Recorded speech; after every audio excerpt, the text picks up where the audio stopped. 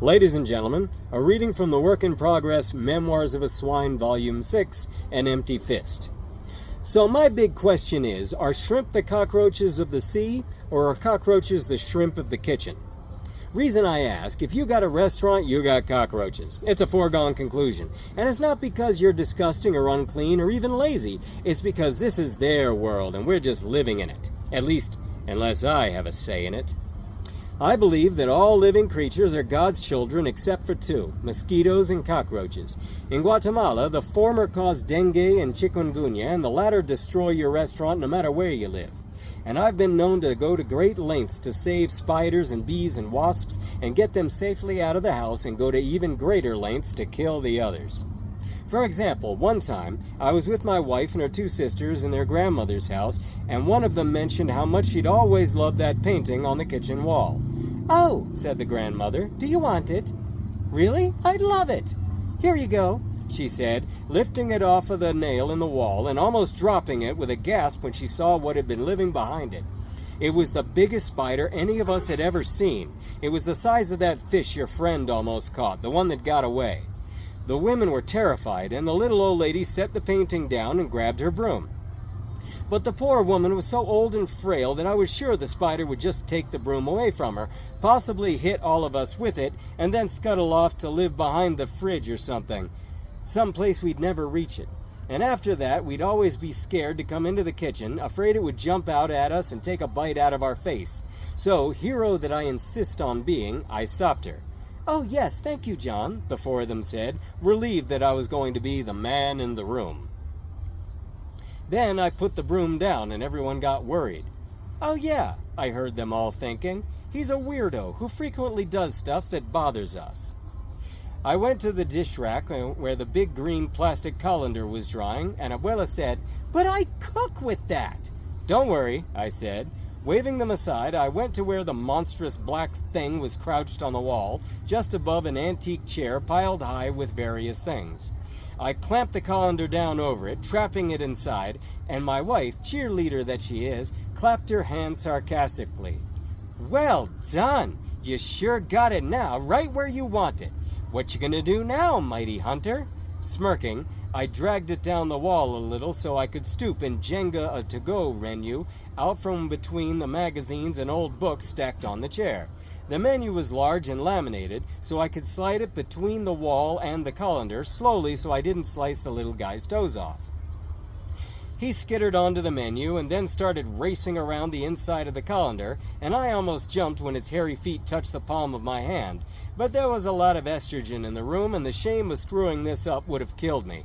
I'd have had to fake my death and go off to live in Asia somewhere, spend the rest of my life farming rice in the middle of nowhere, and be that guy. But I did it. I got the menu tightly over the wide mouth of the colander, lifted it away from the wall, holding it in place with the other hand, and hoping the spiders don't think to bite through plastic. Then I turned to their shocked and horrified faces, waited a second, and then asked, more impatiently than I should have, "Could somebody get the door?" Startled into action, the three younger women jumped out of the kitchen, and I followed them to the massive wooden door in the garage. They opened the smaller door set into it and then unlocked the big metal portcullis-looking gate beyond it with a resounding chung. Standing aside, they ushered me through, closing the door behind me in case I was overpowered and the spider came charging back in. Then I threw it into the neighbor's yard. Kidding. I walked with it down to the road to the edge of the jungle and set the colander down, letting it scamper off into the wild, imagining that someday in my hour of need it would come to my rescue and save the day. Mosquitoes and roaches, on the other hand, I'm sure tell stories of me to frighten their children into behaving.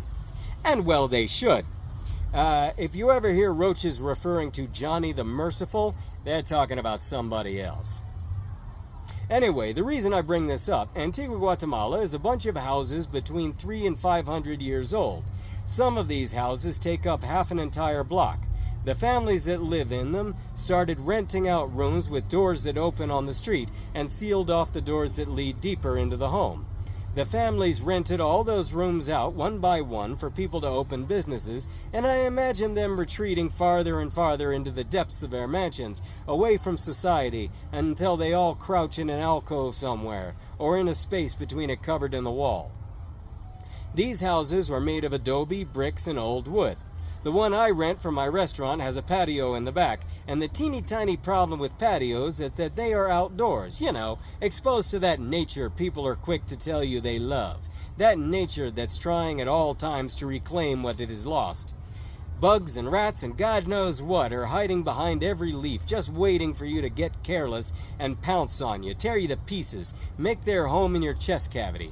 Roaches especially are attracted to old wood, and the Consejo, the people who give permission to build, make it difficult to replace roofs, even if yours has been eaten up with 300 years of termites, even if those roofs are attracting roaches. So, you just have to live with these little people who move in without contributing to the rent. You hire some guy to come in and spray, stinking the place up, and hope it works. And he has all these little factoids about roach behavior that don't add up. I'll tell you more about that later. Anyway, reason I bring this up, there's this lady, an albino Mayan beggar named Flavia. Poor thing looks like a wicked witch, and I imagine they'd have burned her for it in olden days. She comes by every day to get her banana, and if my wife is there, a lot more. When my wife is not around, we've worked it out that we can give one banana to every beggar and drunk that comes along to our door, and also to the little Mayan children scamping around Parque Central when they need to use the bathroom. Yeah, I know, we have a rule, the bathroom is for customers only.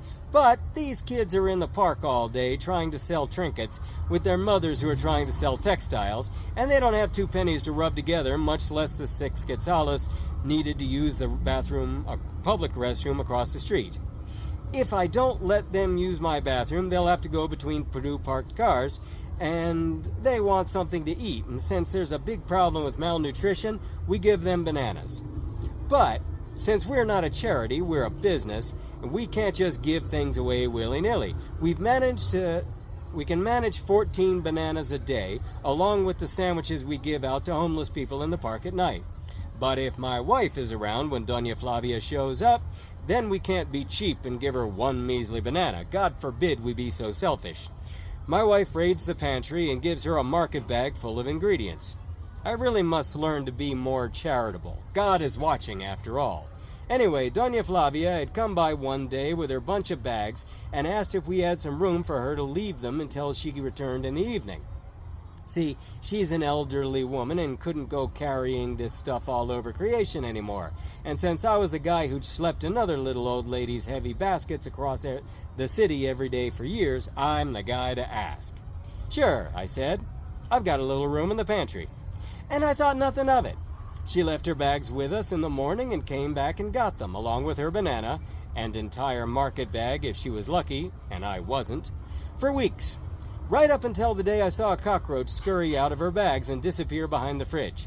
It turned into the most desperate covert operation, me moving all the stuff on top of it and around the refrigerator without alarming the diners, and tugging it away from the wall just to not find it. It was either inside the motor or had gotten into a box just in time, or was now in disguise and living under an alias. Shit. Okay, everything goes back the way it was, and I'll call the pest control guy. It'll be fine. It was just one roach. But it wasn't, was it? It was just the one I saw. God knows how many have come in while I wasn't looking, or came from inside the bunches of bananas, just chilling, being carried in from the finca to the market, bumping along the dusty road in a pickup truck, waiting to be bought in the market, and then getting carried into my restaurant. Mine! A little bastard to bide his time and sneak out and rub his ass all over my silverware. So, yeah. The reason I bring this up, my wife and I had gone to Europe for my father's wedding and my wicked stepmother, and while I was gone, apparently that little bastard had had some children. The way I found out, one of my waiters, I'll call him Rosalio, just happened to mention the roaches to the other two, Edgar and Josue, and I just happened to overhear. What? I asked, hoping I'd misunderstood. The cucarachas. What cucarachas? The ones over here. What? We have roaches and you're not killing them? Rosalio shrugged. No, we've been watching them.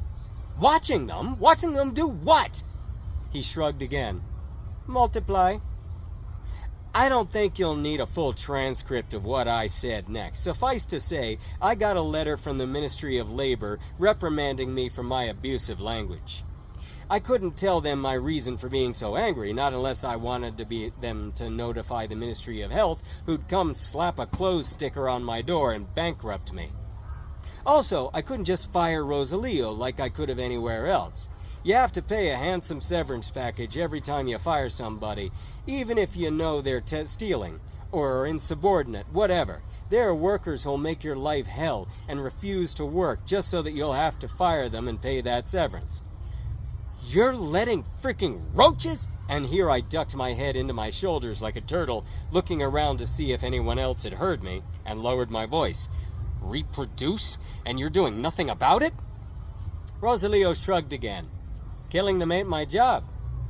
So yeah, on top of being trapped in an unhappy marriage with the rest of my family in shambles following the marriage of my dad to a potato, and my mistress not as in love with me as I was with her, and being forced by the CIA to cater orgies for international sickos who abused and then murdered children right in front of me, on top of all that, now I had a freaking roach infestation to deal with. Downward spiral in T-3, 2,